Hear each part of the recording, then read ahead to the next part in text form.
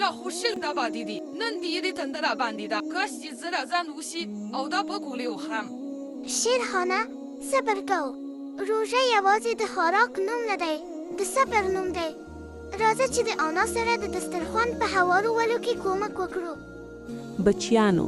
یاد ساتئ نن د روژې د مغفرت لسیزه ده مونږ باید په دې ورځو کې د غریبانو ډیر خیال وساتو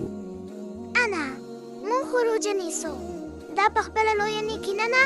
بېشکه ده هونیکي هغه ده چې اثر یې له خپل دسترخوان نه بهر د بل چا تر کور هم ورسیږي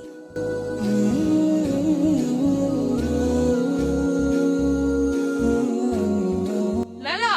هغه بابا چې تو وګوره د هغه سره خو د روژه ماتۍ لپاره هیڅ نشته هغه به څنګه روژه ماتوي سم وایي شیر خانه مونږ به دلته رنګارنګ خوراکونه خورو او هغه به یوازې په اوبو ګزاره کوي لالا راځه چې کور نه ورته افطاري راوړو زر کړه